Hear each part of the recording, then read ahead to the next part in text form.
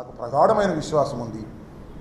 టౌన్లో కానీ వివిధ మండలాల్లో కానీ చాలా పెద్ద ఎత్తున ఓటర్లు పాల్గొన్నారు పాజిటివ్గా. మళ్ళీ తిరిగి ఒక మంత్రిగా పనిచేసిన నాకు పెద్ద మెజార్టీతో గెలిపిస్తారనే విశ్వాసం కూడా ఉందని కూడా ఈ సందర్భంగా నేను మనవి చేస్తున్నాను. పోతే ఇక్కడ కొన్ని అంశాలను, కొన్ని బాధాకరమైనటువంటి అంశాలను ప్రస్తావన చేయవలసినటువంటి అవసరం ఉన్నది. అదేమిటంటే చాలా పెద్ద ఎత్తున హింస ప్రజ్వరిల్లింది. ముఖ్యంగా సత్తెనపల్లి నియోజకవర్గంలో, నర్సరావుపేట నియోజకవర్గంలో పలనాడు మొత్తం కనీ విని ఎరుగని రీతిలో ఏ రోజున కూడా ఈ ఎన్నికల్లో కూడా జరగనటువంటి విధంగా హింస జరిగింది. ఇంకా జరుగుతూ ఉంది. ఇంకా కొన్ని గ్రామాల నుంచి ఫోన్లు వస్తున్నాయి, మా మీద దాడులు చేస్తున్నారు అని. ఎస్సీల మీద, ఎస్టీల మీద, బీసీల మీద, మైనారిటీల మీద దాడులు చేసే పరిస్థితి కనిపిస్తూ ఉన్నది. చాలా దురదృష్టకరమని మనం చేస్తున్నాం. నేను ఒక విషయాన్ని గమనించదలుచుకున్నా, రోజేబాయ్ ఒక్క నిమిషాన్ని గమనించదలుచుకున్నా. ఎన్నికల కమిషన్ చాలా విషయాలను ప్రస్తావన చేసింది, చాలా మార్పులు కూడా చేసింది. ముఖ్యంగా లా అండ్ ఆర్డర్ కాపాడటం అనేది ఒక ప్రధానమైనటువంటి అంశం. ఎన్నికల సమయంలో పెద్ద ఎత్తున ఎన్నికలు జరుగుతూ ఉన్నప్పుడు ఎవరి ఓటును వాళ్ళు సక్రమంగా వినియోగించుకోవడం కోసం లా అండ్ ఆర్డర్ కాపాడాలి, పోలింగ్ స్టేషన్లో కట్టుదిట్టమైన ఏర్పాట్లు చేయాలి అనేది ఎన్నికల కమిషన్ యొక్క ఉద్దేశం. అది ప్రజాస్వామ్యంలో చాలా అవసరం. ఈ సందర్భంలో కొన్ని మార్పులు చేశారు, మంచిదే. డీజీపీని మార్చారు, వండర్ఫుల్.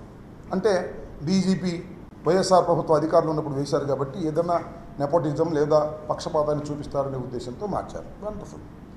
ఐజీని మార్చారు ఇక్కడ, వండర్ఫుల్. ఎస్పీని మార్చారు ఇక్కడ, వండర్ఫుల్. చాలా చోట్ల ఐఏఎస్ ఆఫీసర్ని, ఐపీఎస్ ఆఫీసర్ని మార్చారు. ఎందుకు మార్చారు? ఒక నిష్పక్షపాతమైన ఎన్నిక జరగాలి అనేటువంటి ఉద్దేశంతో మార్చారు. చాలా సదుద్దేశంతో మార్చారు, మంచిదే. నేను అడుగుతా ఉన్నాయి వాళ్ళ, ఇంతమందిని మార్చారే, ఇన్ని మార్పులు చేశారే, నిష్పక్షపాతంగా జరిగిందా? లా అండ్ ఆర్డర్ కాపాడబడిందా? ఎంత బాధతో చెప్తున్నానంటే బోత్ సైడ్స్. వాళ్ళ తెలుగుదేశం వాళ్ళు తన్నులు తిన్నారు కొన్ని చోట్ల, వైసీపీ వాళ్ళు తలకాయలు పగిలాయి. వైసీపీ వాళ్ళు ఫోన్లు చేసి, అయ్యా మా ఊర్లో కొడుతున్నారు, మా పోలింగ్ బూత్ను ఆక్రమించుకున్నారు, దౌర్జన్యం చేస్తున్నారు, పోలీసులు పంపండి అంటే ఒక ప్రజాప్రతినిధిగా ఉన్నా నేను, ఒక మంత్రిగా ఇంకా ఉన్నా నేను, ఒక క్యాండిడేట్గా ఉన్నా నేను. పోలీసులకు ఫోన్ చేస్తే గంటల తరబడి పోలీసులు రీచ్ కానటువంటి పరిస్థితి. మ్యాన్ పవర్ లేదా? ఎందుకు రీచ్ కాలేదు? తలకాయలు పగిలిపోయి వాళ్ళు కొట్టుకొని అలిసిపోయిన తర్వాత పోలీసు వారు వెళ్ళారు, సినిమాల్లో వెళ్ళినట్టుగా. ఏమిటి దుర్మార్గం ఉంటున్నా?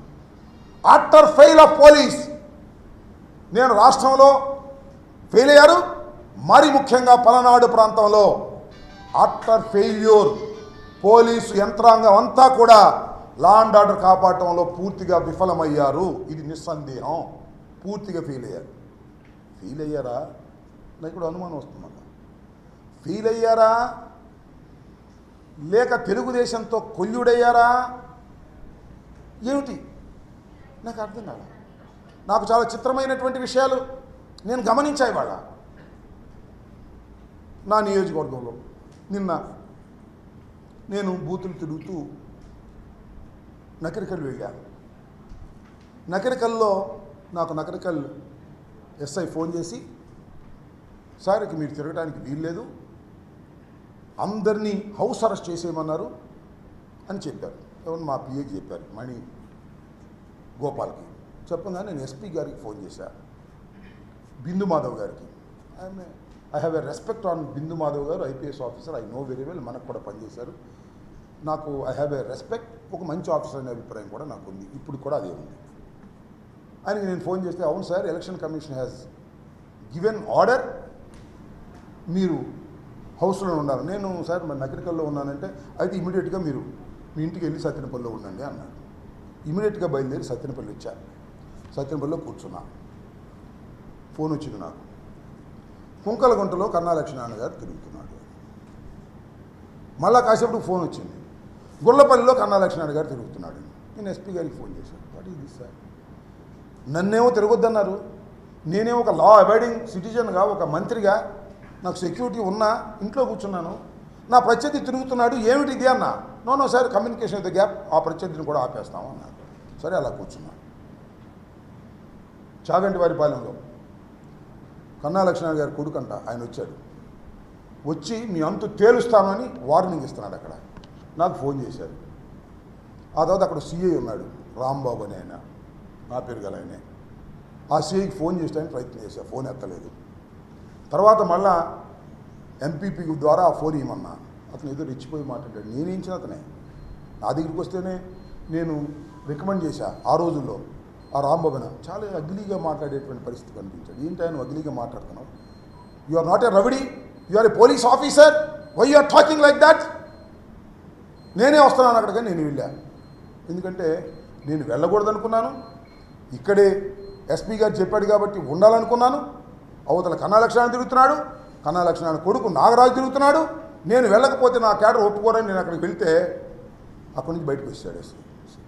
పెద్ద పోలీసు ఇది ఉంటారు కదా, ఈ మధ్య స్పెషల్గా వచ్చారు ఆర్మీ, వాళ్ళని తీసుకుని అక్కడికి వెళ్ళాడు. వెళ్ళి అక్కడ వాళ్ళందరినీ కొట్టించాలని ప్రయత్నం చేశాడు. ఈ రాంబాబు అనే వ్యక్తి సిఐఎఫ్ రూరల్ నా టైంలోనే ఇక్కడికి వచ్చాడు. ఒక ఆఫీసర్తో అంటే ఇతను వాళ్ళతో కొల్లుడు అయిపోయాడంటే మీ టైంలోనే కదండి వచ్చింది అన్నాడు. నిజమే, నా టైంలోనే వచ్చాడు. నేను ఎవరికి, నీకు మీ అందరికీ తెలుసు, నా నియోజక ప్రజలందరికీ తెలుసు. పోలీస్ ఆఫీసర్లు ఎవరన్నా రికమెండ్ చేస్తే నేను డబ్బులు తీసుకునే మనిషిని కాదు. ఈ రాంబాబు అనే వ్యక్తి నా టైంలో వచ్చి ఇవాళ అమ్ముడిపోయాడు. నా ఆరోపణ. నాగరాజు దగ్గరికి వెళ్ళి డబ్బులు తెచ్చుకున్నాడు. నన్ను కూడా ఎక్స్పెక్ట్ చేశారు. క్యాండిడేట్ నన్ను చాలామంది అడిగారు, ఏమన్నా పోలీసులకి ఏదో డబ్బులు ఇవ్వాలంటని. No, I'm a minister. నా రికమెండేషన్తో వచ్చినటువంటి పోలీసు ఆఫీసర్లను కొనేటటువంటి దుస్థితి నాకు పట్టదు, నేను చేయను అలా అని చెప్పా. ఆ పోలీస్ ఆఫీసర్ 5 లక్షలు 6 లక్షలు తీసుకుని కొల్లుడైపోయి వారికి సపోర్ట్ చేసే పరిస్థితి వచ్చిందంటే ఏం చేయాలి ఈ ప్రజాస్వామ్యంలో? ఒక మంత్రిగా, ఒక సిన్సియర్గా పనిచేసిన మంత్రిగా, పోలీస్ ఆఫీసర్ల పోస్టింగ్లో డబ్బులు తీసుకొని మంత్రిగా ఏం చేయాలి అని అడుగుతా ఉన్నా. మీకు చాలా చిత్రం. దమ్మాలపాడు అనే గ్రామంలో ఒక బూత్లో ఈ రాంబాబు అనే వ్యక్తి అక్కడ ఒక పోలీసుని పెట్టాడు. మళ్ళీ అవతల ఉన్న బూత్, నాకు అనుకూలంగా ఉండేటువంటి బూత్, రెడ్డీస్ ఉంటారు, అక్కడ మాత్రం 6గురిని పెట్టాడు. This the plan. డబ్బులు తీసుకుని ప్లాన్ చేసే పరిస్థితి. ఈ బూత్లో ఏం చేశారు? వచ్చితే ఓటర్ వేయడానికి వస్తే స్లిప్ తీసుకుని ఎంపీకి వేయండి మీ ఇష్టం వచ్చే వాళ్ళకి, ఎమ్మెల్యేకి మాత్రం కన్నాకు మేమే నొక్కుతాం అని నొక్కారు. సుమారుగా 1000 ఓట్లు నొక్కారు అక్కడ. I'm going to report to the election officer. Repoll కోసం అడుగుతున్నా, ఏం చేస్తారో చూద్దాం. నారినిపాడు మా అల్లుడు Upesh is a chief election agent. వెళితే అద్దాలు పగలగొట్టారు. ఫోన్ చేస్తే ఎత్తరు పోలీసులు, వెళ్ళమంటే వెళ్ళరు. Colluded with Narinipadu Telugu Desam group వాళ్ళతో కొల్యూడ్ అయిపోయి డబ్బులు తీసుకుని ఆ సిఐ, అందరినీ అంటలే నేను, ఆ CI Rambabu colluded with Telugu Desam. అదేమంటే మీరేం జరగా అంటున్నారు, అది వేరే అంశం. Colluded with Telugu Desam, taking money purchased by Telugu Desam, is doing like that. ఏంటి ఇంకా ప్రజాస్వామ్యంలో రక్షణ లేకపోతే? అయ్యా ఓటేస్తుంటే కొడుతున్నారు, నాకు రక్షణ కావాలి అని అడుగుతుంటే పోలీసులకు ఫోన్ చేస్తే పంపనటువంటి దుస్థితిలో ఉన్నామే. 1 కాదు 2 కాదు, కుంకలగుంట, చీమల మర్రి, నారినిపాడు, తమ్మాలపాడు, తొండపి, ఇది మన గుళ్ళపల్లి, మాదల, ఇవాళ కూడా మాదల్లో జరిగే పరిస్థితి కనిపిస్తూ ఉంది. What is this? మీరు మార్చారు పోలీస్ ఆఫీసర్లు, ఎలక్షన్ కమిషన్ సిన్సియర్గా చేసేవాళ్ళని పెట్టారు మీరు. ఏంటి జరిగిందని అడుగుతా ఉన్నా. Review it. పోలీస్ ఏం చేసిందనే దాని మీద రివ్యూ జరగాలి ఎలక్షన్ కమిషన్ అని కూడా మనం చేస్తున్న దుర్మార్గమైనటువంటి రాజకీయాలు చేశారు. ఇవాళ మేము ప్రభుత్వంలో ఉన్నామో లేదో మాకు అర్థం కానటువంటి పరిస్థితి. న్యూట్రల్ అపోజిషన్లో కూడా మాకు ఇంతకన్నా బాగా జరిగిందని కూడా మనం చేస్తున్నాం. ఆర్తనాదాలు చేస్తున్నటువంటి వైసీపీ కార్యకర్తలకి పోలీసుల్ని పంపలేని దీన స్థితిలో ఇవాళ మేము ఉన్నాం అభ్యర్థులు అంటే నాకు నిజంగా బాధేస్తుంది, గుండె తరిగిపోతుందని కూడా మనం చేస్తున్నాం. ఇంత దుర్మార్గమైనటువంటి పరిపాలన ఇక్కడ జరిగింది ఈ ఎలక్షన్ కమిషన్ టైంలో అనేది నాకు బాధ. సిఐ ఎత్తడు, డిఎస్పీ ఎత్తడు, ఎస్పీ ఎత్తాడు.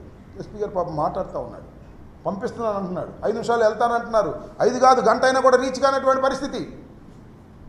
ఇంత దుర్మార్గమైనటువంటి పరిస్థితులు వాళ్ళు కలగటం చాలా శోచనీయమైనటువంటి ఇది బాధాకరమైనటువంటి అంశం అని కూడా ఈ సందర్భంగా నేను మనవి చేస్తూ, ఇది నేను మళ్ళా ఎలక్షన్ కమిషన్ నిన్న ఒక స్టేట్మెంట్ ఇచ్చారు, నో రీపోలింగ్ అని. నేను again I'm asking election commission through media, Dammalapadu, Narnipadu, Cheemalamarri already నేను అప్లై చేశాను. వెబ్ కెమెరాస్ పెట్టారు. ఎలక్షన్స్లో వెబ్ కెమెరాస్ ఎందుకు పెడతారు? అక్కడ సరిగ్గా ఎవడ ఓటు వాడు వేసుకున్నాడా లేదని దానిలో చూస్తారు. అది చూసి ఎవడ ఓటు వాడు వేసుకోలేదనుకో రీపోలింగ్ పెట్టాలి కదా. ఎందుకు పెట్టింది? I request the election commission of Andhra Pradesh, please verify the web cameras and give the decision. Don't take మేము ఈ రీపోలింగ్ పెట్టము అనేది ప్రజాస్వామ్యంలో కరెక్ట్ కాదు. మా విన్నపాలు తీసుకోండి, తీసుకొని పరిశీలించండి. పోలింగ్ ఆఫీసర్స్ కూడా కొల్యూడైపోయారు కొన్ని చోట్ల పోలీసులతో పాటు. డబ్బులు ఇచ్చారో, బెదిరిపోయారో, భయపడ్డారో, వాళ్ళు చెప్పినట్టు విన్నారు, వాళ్ళు రాయలేదు పుస్తకంలో. అది కాదు ప్రధానమైంది. You see the web cameras. వెబ్ కెమెరాలో చూసి ఎవడి ఓటు వాడు వేసుకుంటే మాకేం అభ్యంతరం లేదు. అందరి ఓటు ఒకడే నొక్కుతుంటే దాన్ని మీరు ఎలా లేవ చేస్తారు? వెబ్ కెమెరాలు పెట్టింది ఎందుకు? దయచేసి I request the election commission, go through the web cameras. మేము ఎక్కడైతే మేము కంప్లైంట్ ఇచ్చామో అవి ఒక్కసారి వెబ్ కెమెరా చూడండి. చూసి దానిలో తప్పు జరిగిందని స్పష్టంగా కనిపిస్తే రీపోల్ చేయాల్సినటువంటి బాధ్యత ఉంది ప్రజాస్వామ్యం ఇదని కూడా ఈ సందర్భంగా నేను మనవి చేస్తున్నా. కాబట్టి దమ్మాలపాడు 253, 254, నారినపాడు 236, 237, చీమలమర్రి 197, 198. ఈ 6 బూత్స్లో I'm requesting, I'm demanding the election commission to go for a repolling in a short time. ఇవన్నీ కూడా వెబ్ కెమెరాలు చూసి వాళ్ళకి మీరు రీపోల్ చేసే అవకాశం ఇస్తే ప్రజలు మళ్ళీ నిజంగా తమ ఓటు హక్కును వినియోగించుకుంటారు. ఇక్కడ ఓటు హక్కును వాళ్ళు వినియోగించుకోలేదు, వారి బదులు ఎవరో నాబోటి వాడు నొక్కేశాడు. ఇది మీరు వెబ్ కెమెరాలో చూస్తే అర్థమవుతుంది. ఇది చాలా న్యాయమైనటువంటి డిమాండు, కోరిక ప్రజాస్వామ్యంలో. కాబట్టి దీన్ని కన్సిడర్ చేయాలని మీ ద్వారా, మీడియా ద్వారా ఎలక్షన్ కమిషన్ కోరుతున్నాను. ఆల్రెడీ ఈ 3 గురించి కూడా డిస్ట్రిక్ట్ ఎలక్షన్ అథారిటీస్కి నేను ఆల్రెడీ రిప్రజెంటేషన్ ఇచ్చాను. ఇవాళ ఈవినింగ్ కూడా స్టేట్ ఎలక్షన్ కమిషన్ని కలవాలనే ప్రయత్నం చేస్తున్నాను, కలుస్తాను. ప్రజాస్వామ్యంలో ఇది అవసరమని ఈ సందర్భంగా నేను మీ ద్వారా వారికి చెప్పదలుచుకున్నాను. ఫైనల్గా ఒకటే చెప్పదలుచుకున్నాను,